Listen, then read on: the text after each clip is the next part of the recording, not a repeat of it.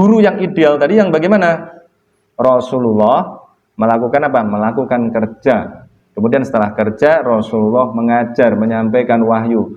Ditolak oleh banyak orang. Coba bayangkan, kalau Rasulullah miskin, ditolak oleh banyak orang itu gimana? Udah nggak makan itu dia. Ya, tapi kalau Rasulullah istrinya kaya, sahabat-sahabatnya kaya, menyampaikan kebenaran itu ya tenang aja. Sampai diembargo oleh orang-orang Mekah pada saat itu, ya udah dibiayai sendiri sampai hartanya habis. Tapi kalau nggak ada itu, ya wassalam sudah. Kalian kalau nggak punya duit menyampaikan kebenaran di kampung kalian masing-masing, diembargo oleh elit-elit kampung kalian masing-masing, udah depipis kalian, ya kan? Depipis tahu kan? Ya kan? Karena di tempat kalian itu sudah ada Abu Lahabnya, sudah ada Abu Jahalnya, sudah ada Abu Sufyannya dan abu-abu yang lain. Ya kan?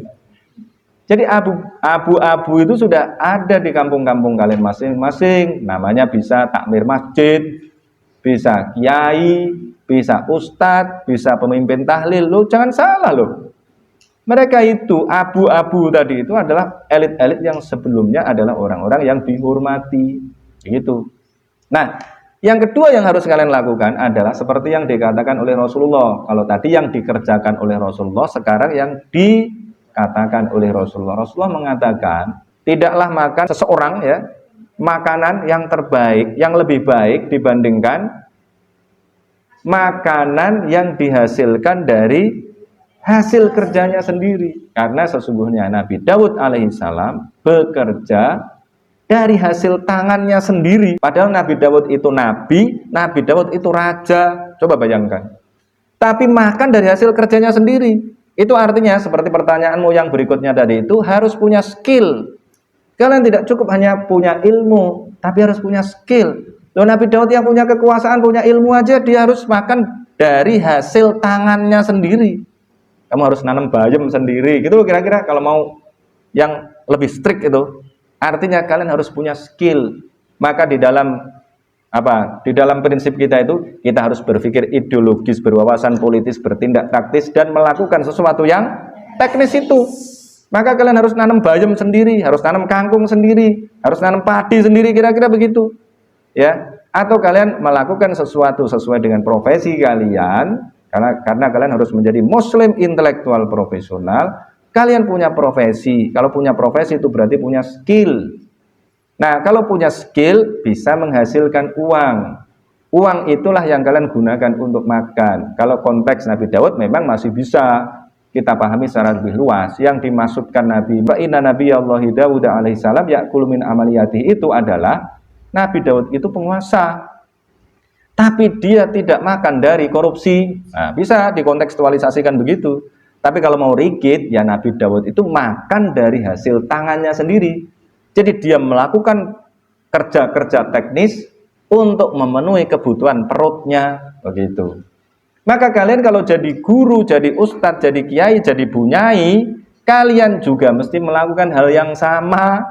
Kalian tidak cukup hanya mengajar, itu. Kemudian makannya dari mana makannya? Kemudian kalian makan dari orang lain misalnya. Itu bukan makanan yang terbaik. Ya kan?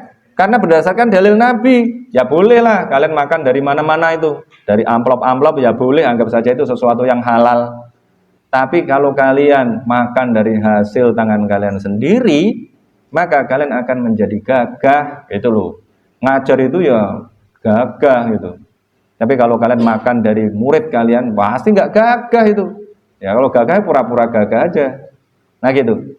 Nah kalau kalian jadi guru, kemudian kalian mampu membuktikan kalian punya ilmu berbasis Al-Quran dan hadis, kemudian kalian punya skill, maka murid kalian itu akan mudah untuk mengikuti kalian. Coba aja itu. Ya.